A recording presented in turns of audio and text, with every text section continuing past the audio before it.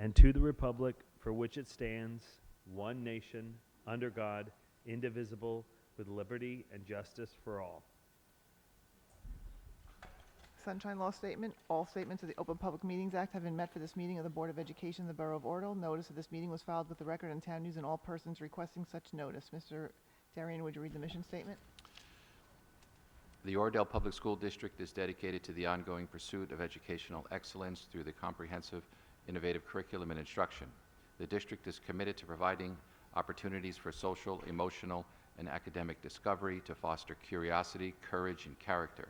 Our goal is to prepare our students to become lifelong learners who are self-directed, resilient, productive, responsible citizens. Thank you. Roll call. Mrs. Acosta? Here. Mrs. Negum? Here. Mr. Griffin? Here. Mrs. Norian? Mrs. Shapiro? Here. Mrs. Walker? Mr. Walsh? Mr. Darian? Here. Mrs. Nichols? Here, open to public for agenda items only. If you're joining us through Zoom, please raise your digital hand.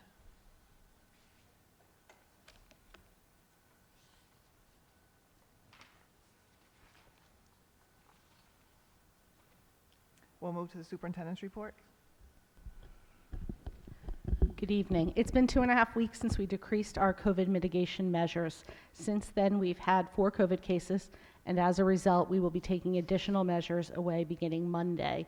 Specifically, we will no longer be using the daily attestation, and we will no longer be requiring masks during cross-class activities such as band and chorus. Of course, if we see an increase in cases, we'll relook at those measures and decide what we need to bring back. It's funny that the last time I was speaking about the measures, we were so worried about how everyone would adjust to some students having masks and some students not having masks, and it's turned out to be a non-issue. You walk into a classroom and 4 kids have a mask on and a teacher may have a mask on, and nobody thinks twice about it at all. And so it's almost as if we're returning to a business as usual at Oradell Public. So yesterday, our 3rd graders went on a field trip. Okay, that field trip was to Riverdale High School, but they got to walk to the high school and they did a Zoom show at the high school, but being able to go to a new environment was like the biggest and most exciting thing for them. And they actually made it all the way to the high school, which was quite up in the air at one point, and I credit our assistant principals who have been walking them around at recess, because when we didn't have a field, we started doing walking tours of the building, all the way around the building, once, twice. Our 6th graders can make it over 2 times, and I think we built up some walking stamina. Next week, the PTA will host the book fair on site for the first time in, I think, 3 years. And hoops will begin again on Friday, and we're in the early stages of planning something I thought wouldn't happen this year, and that's a return to sharp for our 6th graders. So if we continue to keep our sick kids home and send our healthy kids to school, hopefully we'll see even more exciting events for the remainder of this year. Thank you. Thank you. Business Administrator's report. Thank you. So tonight I'd like to present on the 22-23 tentative budget. I'm just going to put it up on the screen.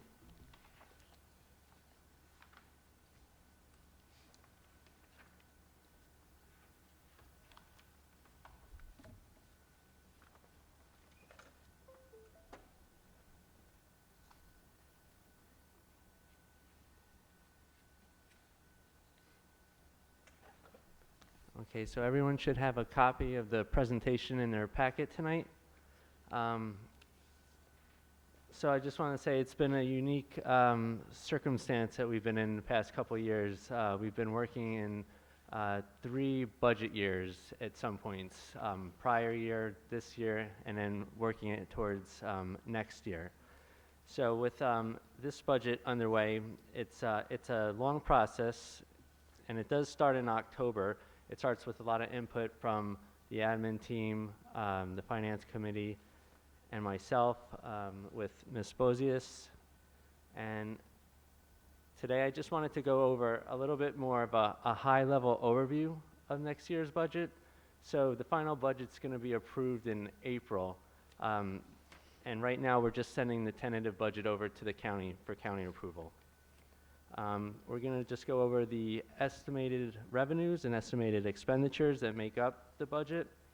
We'll review tonight's tentative budget resolution, and we'll go over what the next steps are that we need to do before we go ahead and approve the final budget in April.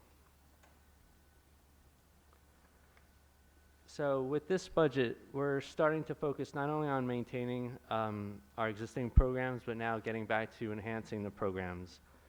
We stayed committed to providing the same staffing levels to keep class sizes relatively flat, and we're continuing to provide resources in order to continue to support the district and board goals.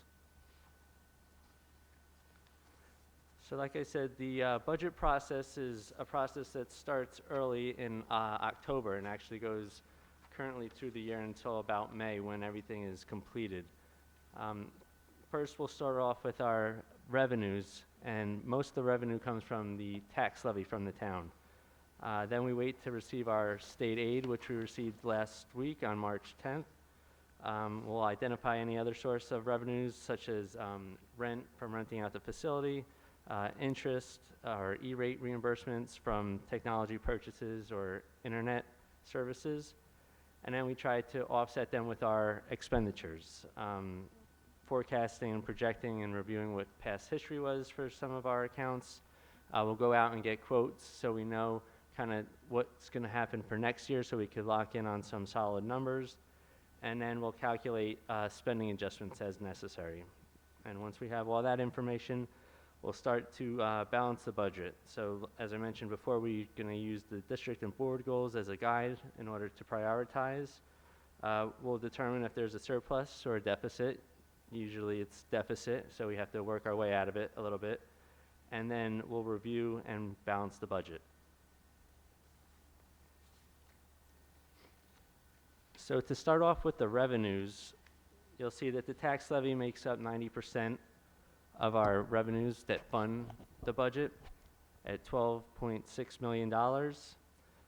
That includes a little bit of bank cap, and what bank cap is, it's money that we had received from a large enrollment increase from last year. So from last year to this year, we had received approximately 40 additional students, which the state allows us to spend an additional amount of money. This is also going to offset the Chapter 44 healthcare savings deductions that we had, which is actually, it's a long story, and hopefully by the time we review our final budget, all of that will be taken care of and it'll be over with. But right now, we have a challenge to the state on how they calculated that figure. We think that that figure should be much lower and we shouldn't have been deducted as much. As we move down, we're starting to be a little bit more strategic with how we're funding our budget. So we're going to start slowly decreasing our budgeted fund balance, which is basically the leftover funds that we had from last year that we're using to fund 22-23 school year. So we cut that down a little bit. We were lucky enough to get an increase in state aid this year. Most of that state aid came in the form of extraordinary aid. And also you'll see, so extraordinary aid is separate from the extraordinary aid that we get from the state, whereas this is an application that the district fills out. The director of special services, myself, we go over it and we submit it to the state, and it's reimbursement that we get depending on the category that the child is classified in. Interest doesn't make that much. This year we have no emergency reserve withdrawals, and the adjustment for prior year encumbrances, that's just money that was carried over into this year's budget for all of our 2021 school year purchases that weren't paid for. So the total operating budget leaves us at $13,888,083.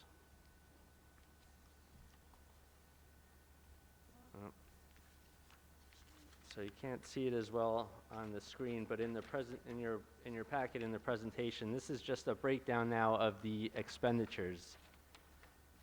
So as far as the graph, you can see pretty accurately that a big chunk or most of the budget looks like it's being taken up by the salaries and benefits of the staff. So that's about 76% of our budget goes right to salaries, which is a little bit of a challenge for this year as we're coming to the end of a association agreement, and we're pretty much trying to lock in on a moving target right now to see what the increase is going to be for the salaries for next year. Then as we go along, there's facilities, maintenance, repairs, capital outlay at 3.6%. Other purchase services, which include out-of-district tuitions, professional development, workshops, conferences, and travel reimbursement at 11.97%. Professional and technical services, which is your OT, PT, speech services, any special ed related services, as well as the legal, audit, and architect or engineer services. Miscellaneous expense is very minimal. It's a 0.15%. That includes different professional dues and memberships for the staff. And then lastly, there's the supplies and materials, which is only 2.15% of the budget, and that's all instructional materials. So this is tonight's resolution that's on the agenda. So it's demonstrating that the general fund is going to be $13,888,083. Special revenue fund, which includes all of our grants and donations that we receive, such as the ESSA grant, the IDEA grant, the ESSER grant at $281,747, and our debt service fund, which has actually decreased from last year as the debt's beginning to fall off at $468,100. So the total budget for next year is $14,637,930. And now of that, like I said, a majority of that's going to be funded by the tax levy. So general fund is $12,628,511, and then the debt service fund is $468,100, which brings the total tax levy to $13,096,611. And if you were to take this and compare it to the average assessed home, which is approximately $597,871, there will be an increase of approximately $90 per year. So now the next steps that we're going to have to go through is tonight we're going to review and approve tonight's tentative budget. It'll be submitted through the New Jersey Department of Education software, and all email backup documentation will now be emailed to the county office. We'll advertise the budget after the county superintendent approval, at least 4 days prior to the budget hearing. And right now the budget hearing is scheduled for April 27th's meeting. Once we have our final budget and we review it, when it gets approved, we have to post it to our website within 48 hours and then send the certified tax levy information to the borough CFO. And that's all for the presentation. Does anyone from the board have any questions for Mr. Marmora?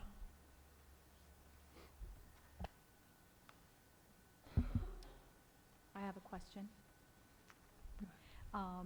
So just basically trying to understand what are some of the factors that the county looks at when they approve, or, you know, when this is sent in for approval?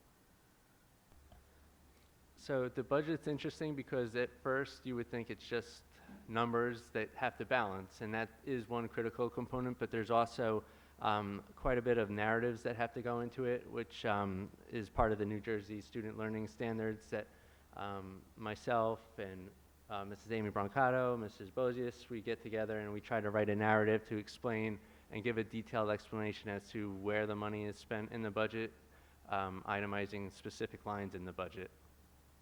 Okay, thank you. Mm-hmm. Any other questions? Anything else for your report, Mr. Marmora? Nope, that's all. All right, thank you. Good job with budget. Thank you. We were originally in a deficit of how much originally? 700 or 800? Yeah, and then we came down to like 370 something. And then finally, so thank you.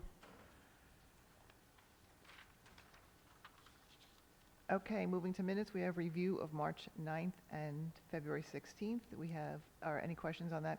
Email Mr. Marmara. Approval of January 26th, which we tabled from last meeting. Do I have a motion? So moved. Second. Second by Mrs. Walker. Any questions? Call the question. Mrs. Acosta, Yes. Mrs. Needham, Yes. Mr. Griffin, Yes.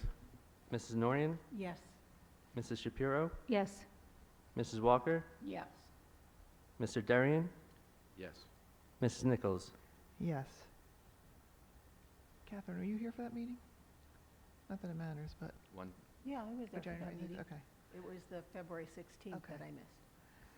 Moving to committee reports, buildings and grounds, Mr. Darian.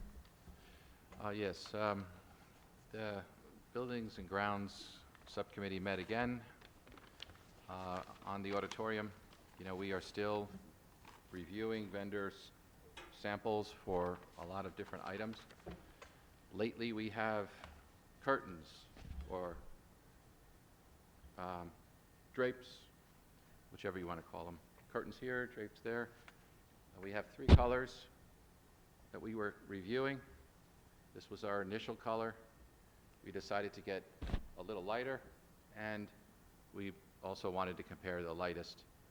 And we're going to leave these here for discussion afterwards, but the subcommittee ended up picking this one. So, but your comments are welcome. So I'll just leave Even these. though it's picked. I'm sorry? Even though the We'll choice hear is your made. comments, but it's not going to work. Well, you know, we haven't purchased them yet, so. Okay. So, what else? I think that's all I have regarding the subcommittee. I mean, we're pretty close. We were worried about the chairs. We finalized the colors, the number, the amount of seating, the space between the rows. There's a lot of issues that we had to consider when ordering new seats. The final thing was the end pieces have a highlighted section, and we finalized on this color, which is a deep goldish color. And we'll also leave this up. You know, you could go with a bright gold or a dark gold, so we went with this color. I'll leave it up for everyone to see. Okay, so with that, I want to introduce agenda items B1 through, I think it's B1. Second. Second by Thank you. Mrs. Norian. Any questions? Yes, I have a question. Mr. Darian? Yes, for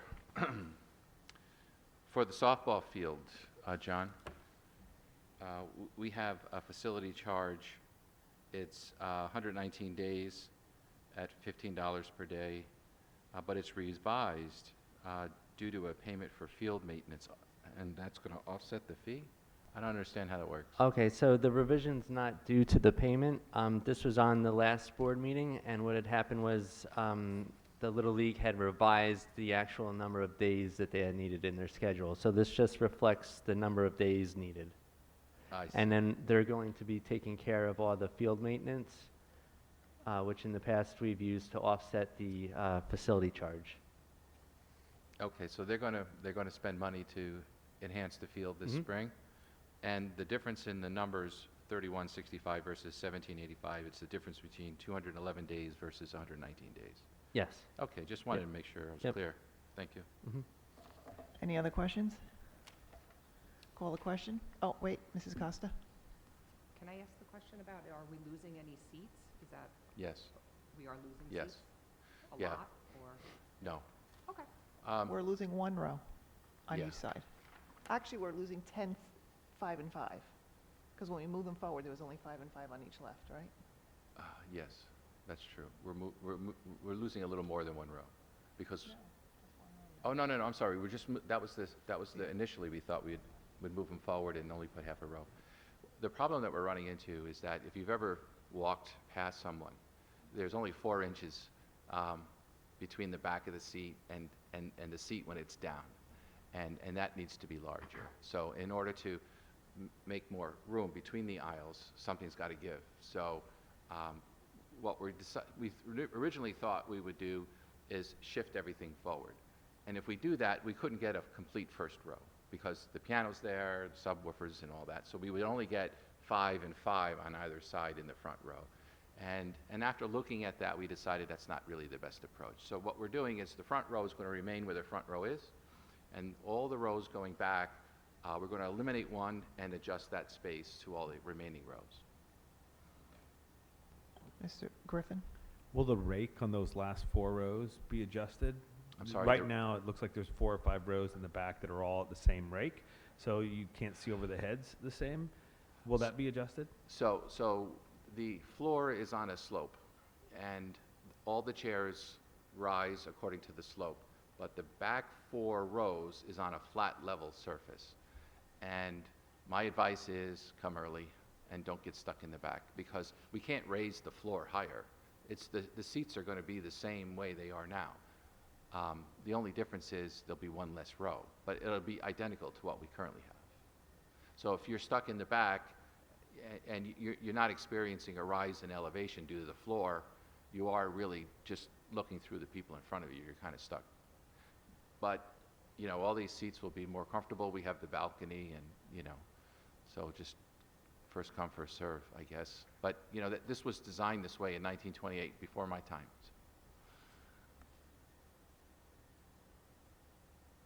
Are you thinking of maybe putting a solution to continue to go up and then create like a bleacher effect?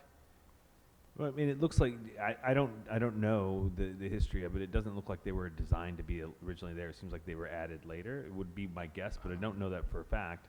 And I don't know if there would be a way to have risers underneath it or some sort of box system. I don't know if it, I was just wondering. I just thought I'd ask the question. Yeah, I don't know the solution. I mean, you're the first person to raise that. So, you know, technically we have, I guess, some ceiling height there.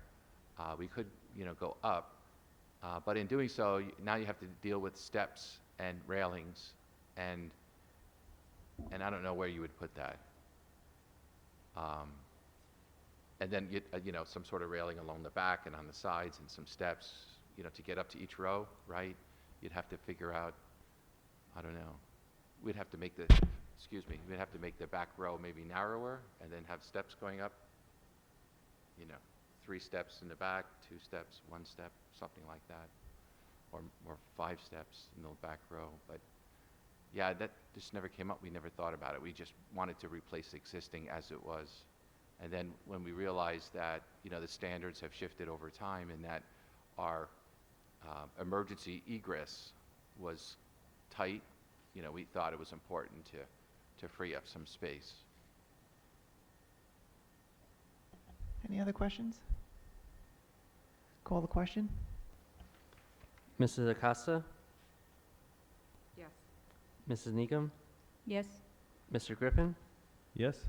Mrs. Norian, Yes. Mrs. Shapiro, Yes. Mrs. Walker, Yes. Mr. Darian, Yes. Mrs. Nichols. Yes, curriculum, Mrs. Norian? Yes, I'd like to present item C1. And 2? Oh, and 2. Yeah, I guess I should do that one too, sorry. We can't forget Sharp. No, Okay. can't forget Sharp. Sharp is very, very important. Do I have a second? Second. Second by Mr. Darian. Any questions? Call the question. Mrs. Acosta, Mrs. Needham, Yes. Mr. Griffin, Yes? Mrs. Norian, Yes. Mrs. Shapiro, Yes. Mrs. Walker, Yes. Mr. Darian, Yes. Mrs. Nichols. Yes, finance, Mrs. Shapiro? So as you heard from Mr. Marmora, there have been numerous meetings for the budget, and it's always good to have this first one behind us, because when you, we want everything in that budget, absolutely everything. And when you start with an $800,000 deficit, it's always interesting. But the notes are in your packet, and I'm glad that we can move forward. I would like to take a moment to, in D8, thank PTA for their donation for the soccer goals. That was very kind. I'd like to make a motion to approve items D1 through D12. I have a second? Second. Second by Mrs. Walker. Hey, Mr. Walsh. We need you to start seconding things. Yeah, Yeah. it's been silent. Yeah, it's been quiet, there's been a pause. I have a question. Mr. Marmara, D6 and D7? That's for the same project, right? Yes, yep, So is there there's a a reason? 10% contingency on the withdrawal from the maintenance. Okay. And if we don't use it, it goes back? Yep. Okay. I also have Mr. a Griffin? comment. You're done? Sorry. Yep, no. On D6 and D7, this is the paving of the interior parking lot. Last year, we painted the teacher's parking lot, expanded it, and now in the center parking lot off of Center Street, we're going to mill it and repave.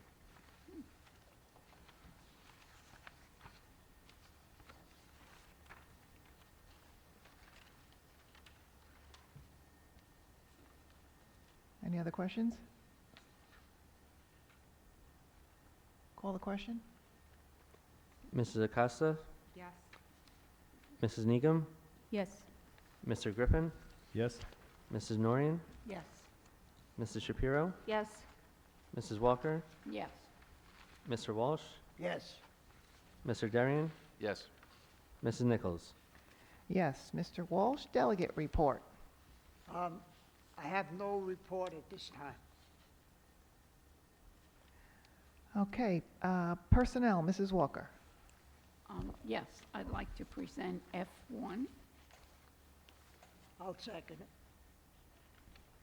Second by Mr. Walsh. Any questions?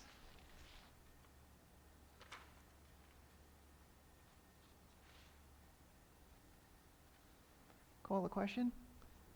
Mrs. Acosta, Yes. Mrs. Negum, Yes. Mr. Griffin, Yes?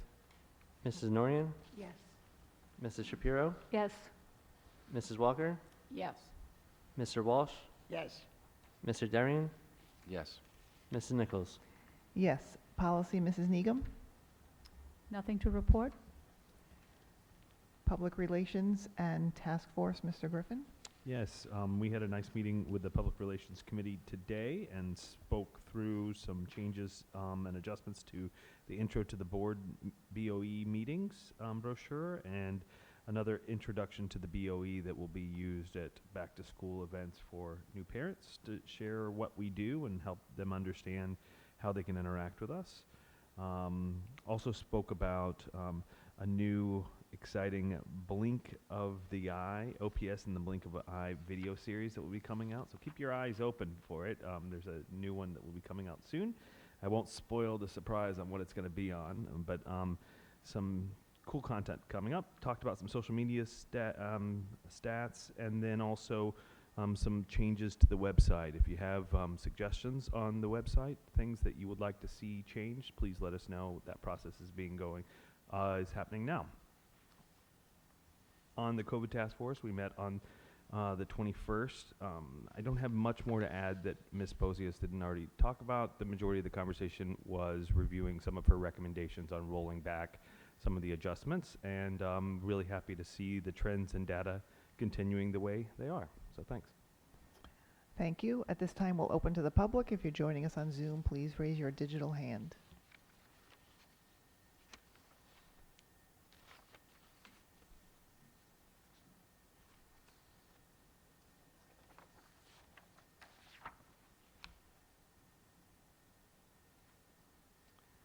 Okay, moving forward to old and new business.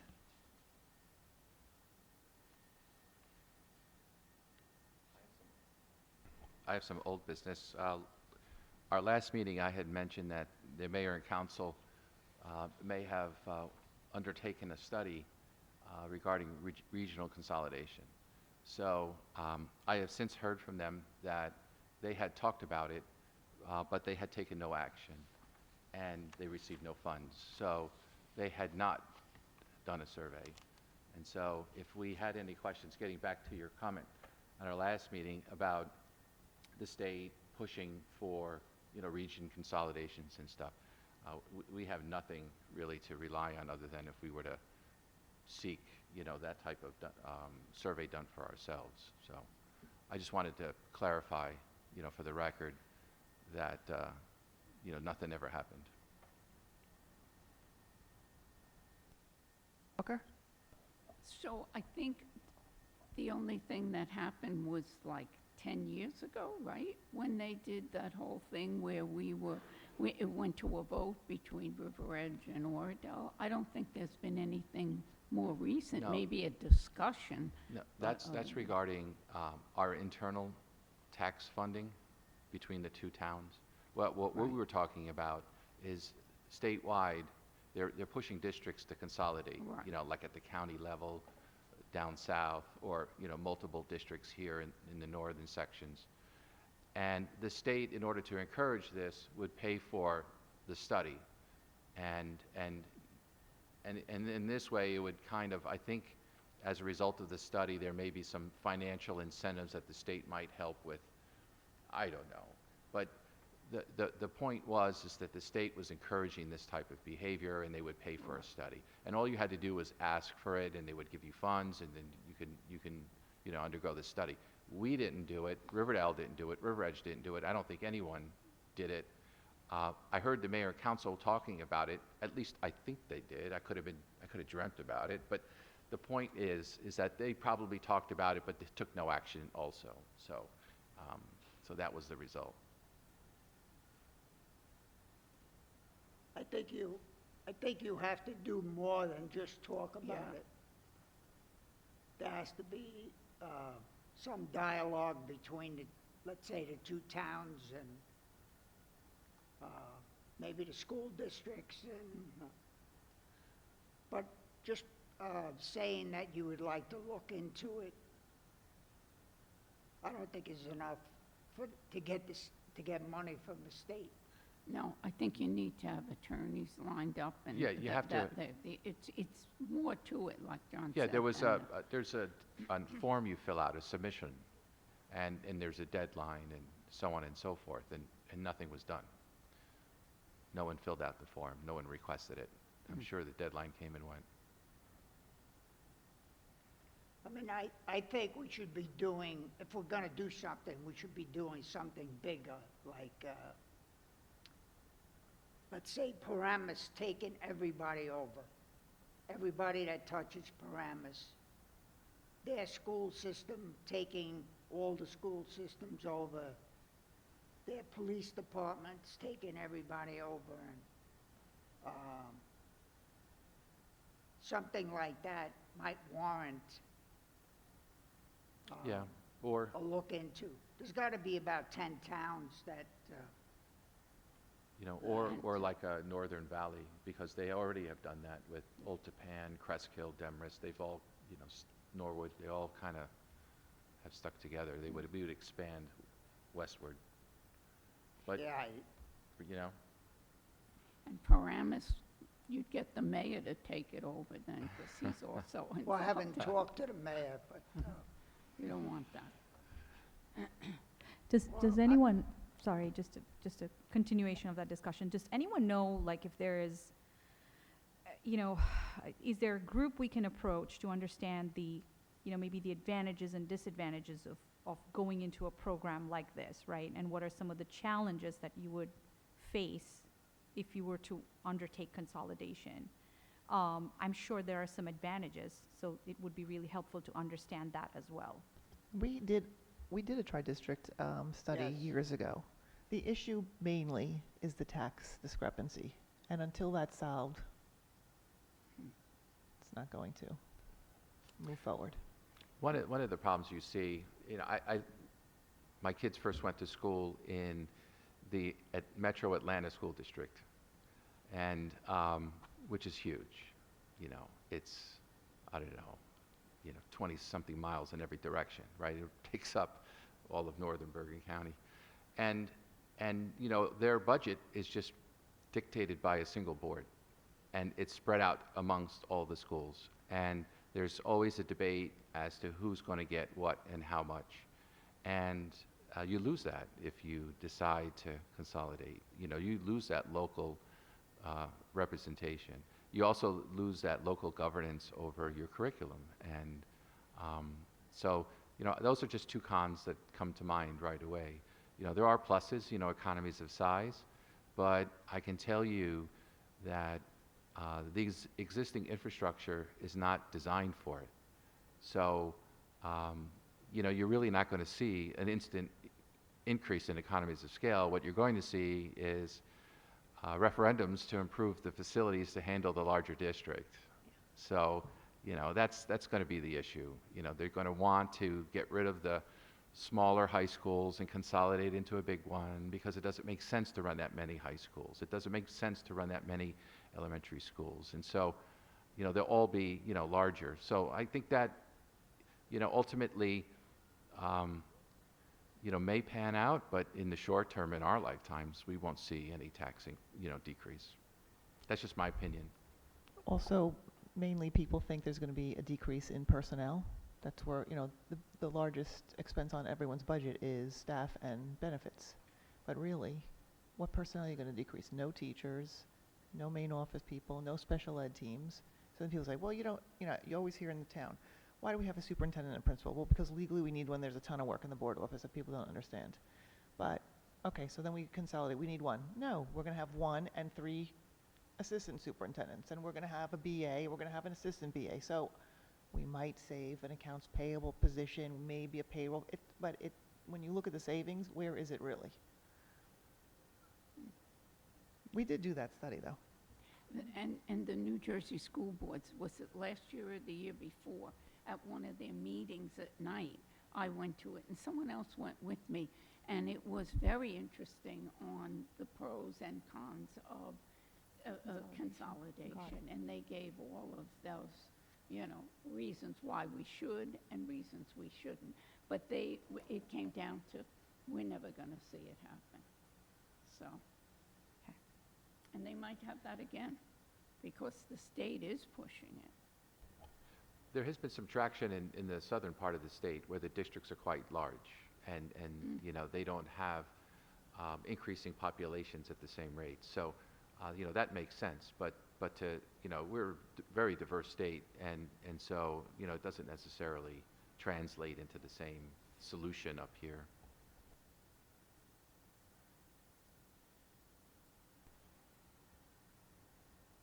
Any other old or new business?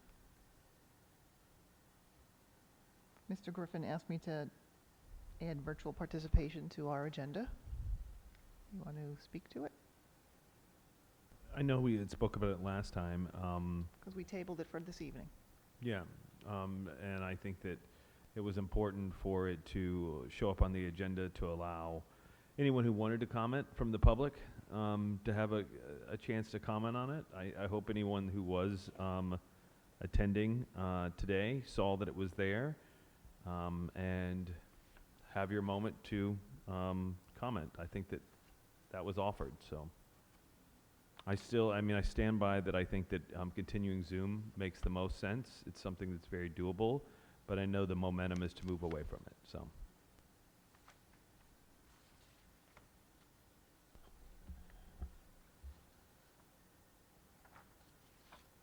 Any other old or new business?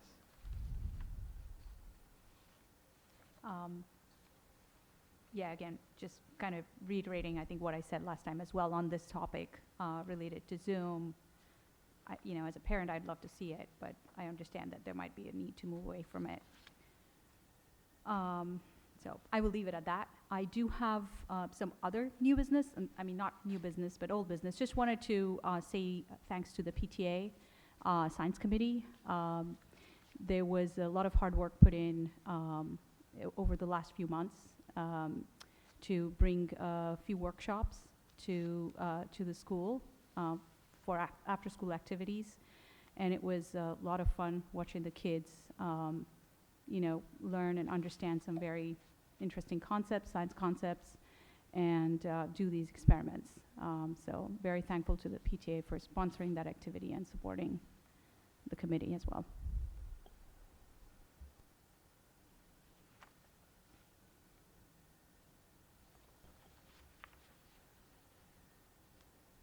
Anything else? Mr. just a point of clarification, just so folks do know, what is the plan with Zoom going forward? I believe we're going to live stream on YouTube unless the majority of the board feels we're going to stay with Zoom. So now would be the time to speak up if you want to stay with Zoom. Yeah, I'd just like to clarify, just for the record, it doesn't require, the decision to not go with Zoom or to stay with Zoom does not really require board resolution. This is just something we elect to do. And the reason why we've been discussing this publicly is just to make sure that both sides are considered. The default position, as Ms. Watson-Nichols had suggested, is that we're just moving to live streaming and recording unless there is strong opposition, and then we can consider it. I guess if you want to do a straw poll, but I don't see strong opposition, so if someone wants to make a motion, they could, but I don't see the point in that.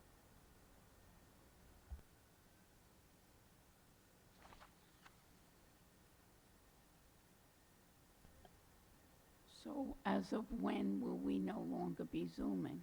Next meeting. Okay. I think that's what Jeremy was asking, right?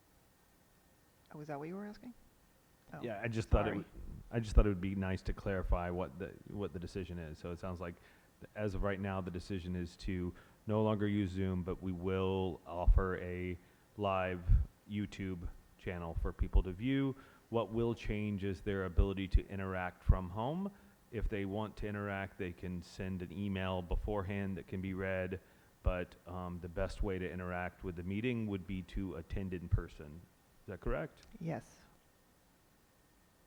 And also, Ms. Needham had brought up last week, what if something happens and COVID's back? Well, we are going to have to adapt as, what happens in the county. Any other old or new business?